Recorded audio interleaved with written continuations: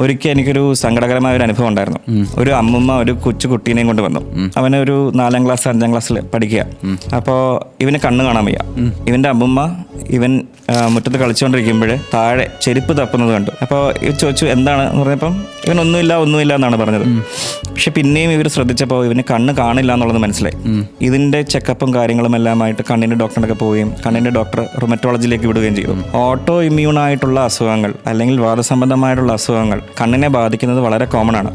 യുവിഐറ്റിസ്, ക്ലിയറൈറ്റിസ് എന്നീ അസുഖങ്ങൾ കുട്ടികളിൽ വളരെ കോമൺ ആയിട്ട് വരും. യുവിഐറ്റിസ് എന്ന് പറയുന്നത് കണ്ണിന്റെ കാഴ്ച നഷ്ടപ്പെടാനുള്ള ഒരു കോമൺ കാരണമാണ്. അതൊരു വാതരോഗം കൊണ്ടുണ്ടാകുന്ന കണ്ണിന്റെ കാരണമാണ്. ഇവിടെ പ്രശ്നം എന്താണെന്ന് പറ്റിയെന്ന് വെച്ചാൽ ഈ കുട്ടിയുടെ പേരൻസ് തമ്മിൽ എപ്പോഴും അടിയാണ്. അപ്പൊ കുട്ടിയുടെ പ്രശ്നം പേരൻസിനോട് പറയാൻ പറ്റില്ല. അപ്പൊ അവരുടെ പ്രശ്നങ്ങൾ പൈസ മൂലമുള്ളതോ അല്ലെങ്കിൽ മറ്റ് പ്രശ്നങ്ങൾ കൊണ്ടുള്ളതാണെന്ന് പറഞ്ഞിട്ട് കുട്ടിയുടെ പ്രശ്നം മറച്ചു വെച്ചു.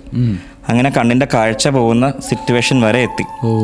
കണ്ണിന്റെ കൃഷ്ണമണിയുടെ ഉള്ളിൽ ചെറിയ പാടകൾ ഫോം ചെയ്ത് കാഴ്ച നഷ്ടപ്പെടുകയാണ് ചെയ്തത്. അവന് ആന്റീരിയർ യുവിഐറ്റിസ് എന്നാണ് ഇതിന് പറയുന്നത്. ഓക്കെ ഡോക്ടർ, ആർത്രൈറ്റിസിന്റെ 5 വാർണിംഗ്സ് പറയാൻ പറഞ്ഞാൽ എന്തൊക്കെയാ പറയാ? ആർത്രൈറ്റിസിന്റെ മെയിൻ വാർണിംഗ് സൈൻ എന്ന് പറയുന്നത് ഏർലി മോർണിംഗ് സ്റ്റിഫ്നെസ്.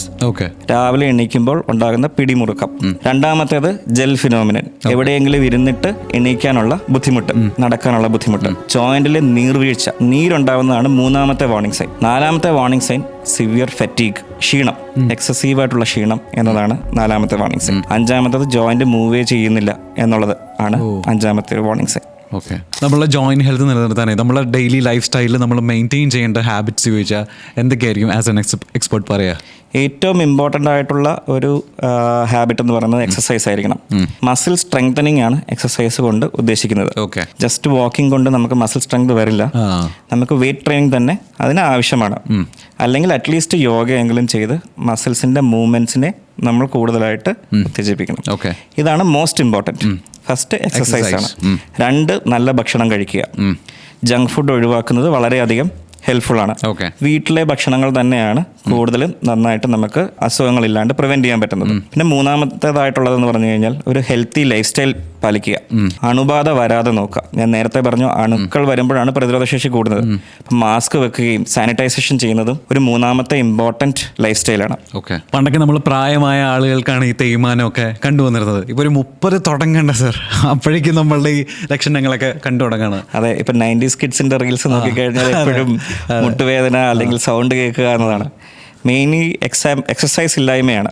എക്സസൈസ് ഇല്ലായ്മ നമ്മുടെ മസിൽസിന്റെ സ്ട്രെങ്തിനെ കുറയ്ക്കുകയും അതേപോലെ തന്നെ ജോയിന്റ്സിന് തേയ്മാനം വരുത്തുകയും ചെയ്യും. കൂടാണ്ട് നമ്മുടെ ലൈഫ് സ്റ്റൈൽ അറിയാമല്ലോ, എപ്പോഴും കമ്പ്യൂട്ടറിന് മുന്നിൽ അല്ലെങ്കിൽ ടിവിയുടെ മുന്നിൽ. അപ്പം ഐഡിയലായിട്ട് ഇരിക്കാണ്ട് എപ്പോഴും മൊബൈലായിട്ട് ഇരിക്കാൻ, അതായത് ഒരിടത്തിരിക്കാണ്ട് എപ്പോഴും നടക്കുകയും ഇരിക്കുകയും സ്ക്വാട്ട് ചെയ്യുകയും ഒക്കെ ചെയ്യുന്നത് വളരെയധികം ഹെൽപ്ഫുൾ ആയിരിക്കും. അപ്പോൾ ചെറുപ്പത്തിലേ ഉള്ള തേയ്മാനം നമുക്ക് പ്രിവെന്റ് ചെയ്യാൻ പറ്റും. കോവിഡ് വന്നതിന് ശേഷം എല്ലാവരും നമ്മളെ പരാതിപ്പെട്ടിയായിട്ട് കണക്കാക്കുന്നത് കൊണ്ടേ ചാർത്തുന്നത് വാക്സിനേഷൻ എടുത്തുകൊണ്ടാണ് എനിക്ക് ഇന്ന സാധനം വന്നത്, ഇന്ന കാര്യം വന്നത് എന്നുള്ളതാണ്. അതിലെന്തെങ്കിലും വസ്തുതയുണ്ടോ? ആക്ച്വലി വാക്സിനേഷൻസ് നമ്മളെ പ്രൊട്ടക്റ്റ് ചെയ്യാൻ വേണ്ടിയിട്ട് കണ്ടുപിടിച്ച ഒരു ടെക്നോളജിയാണ്. അപ്പോൾ ഇതിൽ നമ്മൾ പ്രതിരോധശേഷിനെ ട്രെയിൻ ചെയ്യുകയാണ്. അതായത് നമ്മൾ പ്രതിരോധശേഷി കറക്റ്റായിട്ട് അണുവിനെ കണ്ടുപിടിച്ച് കൊന്നുകളയുക എന്നതാണ്. അപ്പോൾ നമുക്ക് ഏറ്റവും കൂടുതൽ പ്രശ്നമുണ്ടാകുന്നത് അണുബാധ കൊണ്ടാണ്. വാക്സിൻ എന്ന പറയുന്ന പ്രശ്നം കൊണ്ടല്ല കൂടുതലും പ്രശ്നങ്ങൾ ഉണ്ടായിരിക്കുന്നത്. അപ്പോൾ കോവിഡ് വന്നിട്ട് ഒത്തിരി പേര് മരിച്ചുപോയി. കോവിഡിൻ്റെ അനന്തരഫലമായിട്ട് വാതരോഗങ്ങൾ വന്നിട്ടുണ്ട്. ചിക്കൻ ഗുനിയ, മലേറിയ, അങ്ങനെ ധാരാളം അസുഖങ്ങൾ കൊണ്ട് വാതരോഗങ്ങൾ വരാറുണ്ട്. അപ്പോൾ ഈ അസുഖത്തിനെ പ്രിവെൻറ്റ് ചെയ്യുക എന്നതാണ് മെയിൻ ഇമ്പോർട്ടൻസ്. വാക്സിൻ കൊണ്ട് ചില പ്രശ്നങ്ങൾ ഉണ്ടായിട്ടുണ്ട്. അത് നമുക്ക് ആ ഒരു എമർജൻസി സിറ്റുവേഷൻസിൽ അങ്ങനെയാണ് നമുക്ക് അസുഖത്തിനെ പ്രിവെൻറ്റ് ചെയ്യാൻ പറ്റിയിരുന്നത്. എന്നാൽ വാക്സിൻസ് കുറേ ഉണ്ട്. അതിനതിൽ ഇപ്പോൾ കോമൺ ആയിട്ടുള്ളതാണ് ഫ്ലൂവിനെ പ്രിവെൻറ്റ് ചെയ്യാനായിട്ട് വാക്സിൻ എടുക്കുന്നത് വളരെ ഇമ്പോർട്ടൻ്റ് ആണ്. കാരണം ഈ ഫ്ലൂ പ്രശ്നം കൊണ്ട് പലർക്കും ലങ്സ് ഡാമേജ് ആയിട്ടുണ്ട്, ജോയിൻസിന് ഡാമേജ് വന്നിട്ടുണ്ട്, കണ്ണിന് ഇൻഫ്ലമേഷൻ വന്നിട്ടുണ്ട്. അപ്പോൾ ഇത് പ്രിവെൻറ്റ് ചെയ്യുന്നത് വളരെ ഇമ്പോർട്ടൻ്റ് ആണ്. വാക്സിൻ ഒരിക്കലും ഒരു തെറ്റല്ല, അത് അതിനെക്കാട്ടിലും ഉപരി ഒരു ശരിയാണ്. നമ്മുടെ ജോയിൻസിനെയും നമ്മുടെ ആരോഗ്യത്തിനെയും പ്രൊട്ടക്ട് ചെയ്യാനുള്ള ഒരു ഘടകമായിട്ടാണ് വാക്സിൻ വരുന്നത്.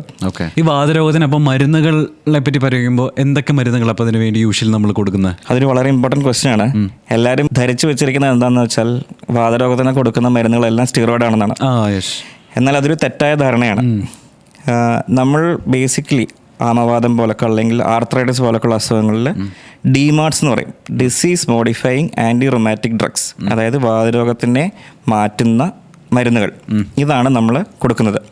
മെത്തോട്രെക്സേറ്റ്, സൾഫാസാലിസിലിൻ, ഹൈഡ്രോക്സിക്ലോറോക്വിൻ, ലിഫ്ലൂണമൈഡ് എന്നീ മരുന്നുകളാണ് ഈ ഗണത്തിൽപ്പെടുന്നത്. എന്നാൽ പുതിയ കുറേ കണ്ടുപിടുത്തങ്ങളുണ്ട്. ടാർഗറ്റഡ് ട്രീറ്റ്മെൻറ്റ് എന്നാണ് ഇതിന് പറയുന്നത്. ഓക്കെ.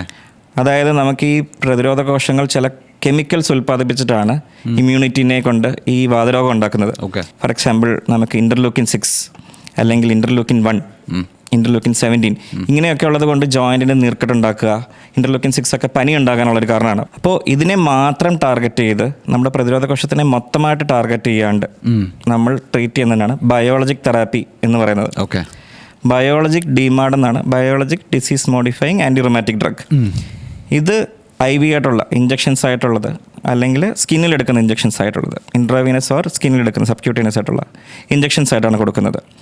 ഇത് ആ മോളിക്യൂളിനെ മാത്രം ടാർഗറ്റ് ചെയ്ത് അസുഖത്തിനെ കുറയ്ക്കുന്നു. ഇത് പുതിയ ഇതിൽ വരുന്നതാണ്, പുതിയ ട്രീറ്റ്മെൻറ്റ് രീതികളിൽ വരുന്നതാണ്. ജാക്ക് ഇൻഹിബിറ്റർ എന്ന് പറഞ്ഞിട്ട് വേറൊരു ഗ്രൂപ്പ് ഓഫ് മെഡിസിൻസ് ഉണ്ട്. അതും ഗുളിക രൂപത്തിലാണ് വരുന്നത്. എന്നാലും ഇമ്മ്യൂണിറ്റിനെ നന്നായിട്ട് കൺട്രോൾ ചെയ്യാനും പ്രതിരോധ ശേഷിനെ ഒരു പ്രതിരോധ കോശം മറ്റൊരു പ്രതിരോധ കോശത്തിനോട് കമ്മ്യൂണിക്കേറ്റ് ചെയ്യാണ്ടിരിക്കാനാണ് ഇതിനെ പ്രിവെൻറ്റ് ചെയ്യുന്നത്. എന്നാൽ ഇപ്പോൾ ഇവല്യൂഷൻ ഭയങ്കരമായിട്ടാണ് ഇതിൻ്റെ ട്രീറ്റ്മെൻറ്റിൻ്റെ. ഈവൻ കാർട്ടി സെൽ തെറാപ്പി, ഇപ്പോൾ ക്യാൻസറിന് വളരെ കോമൺ ആയിട്ട് കേൾക്കുന്ന ഒരെണ്ണമാണ് കാർട്ടി സെൽ തെറാപ്പി. അതും ഈ വാതരോഗങ്ങളിൽ ട്രീറ്റ്മെൻറ്റായിട്ട് വരുന്നുണ്ട്. അതൊരു ഫ്യൂച്ചറാണ്. അതിൻ്റെ ഗുണം എന്താണെന്ന് പറഞ്ഞു കഴിഞ്ഞാൽ നമ്മൾ ആ അസുഖം ഉണ്ടാക്കുന്ന ആൻറ്റിബോഡീനെ മാത്രം ടാർഗറ്റ് ചെയ്ത് അതുണ്ടാക്കുന്ന കോശത്തിനെ മാത്രം ടാർഗറ്റ് ചെയ്ത് മറ്റ് പ്രതിരോധ കോശങ്ങളെ മാറ്റി വെച്ചിട്ടാണ് ട്രീറ്റ് ചെയ്യുന്നത്. ഇപ്പം എല്ലാവർക്കും ഈ ഇമ്മ്യൂണിറ്റി കൺട്രോളിങ് മെഡിസിൻസ് എന്ന് പറഞ്ഞാൽ ഒരു പേടിയാണ്. എനിക്ക് പനി വരുമോ, അല്ലെങ്കിൽ എൻ്റെ ഇമ്മ്യൂണിറ്റി കുറഞ്ഞു പോകുമോ, എനിക്ക് എപ്പോഴും ഇൻഫെക്ഷൻസ് വരുമോ എന്നുള്ളത്. ഈ കാർട്ടി സെൽ തെറാപ്പി ചെയ്യുമ്പോൾ നമുക്ക് ആ പ്രതിരോധ കോശത്തിനെ മാത്രം ടാർഗറ്റ് ചെയ്ത് ചെയ്യാം. മറ്റ് ഇമ്മ്യൂണിറ്റിനെ മാറ്റി നിർത്താം. അപ്പോൾ ഇമ്മ്യൂണോ ഡെഫിഷ്യൻസി ഉണ്ടാവുന്നില്ല. ഇമ്മ്യൂണിറ്റിനെ പ്രൊട്ടക്റ്റ് ചെയ്തിട്ട് അസുഖത്തിനെ പൂർണ്ണമായും ഇല്ലാണ്ടാക്കുക എന്നതാണ് അതിൻ്റെ. ഇതെല്ലാം അക്സെപ്റ്റായി ഇനി വരണം. FDA അപ്രൂവലോടെ നമ്മുടെ മാർക്കറ്റിൽ ട്രീറ്റ്മെൻ്റ് ആയിട്ട് വരണം.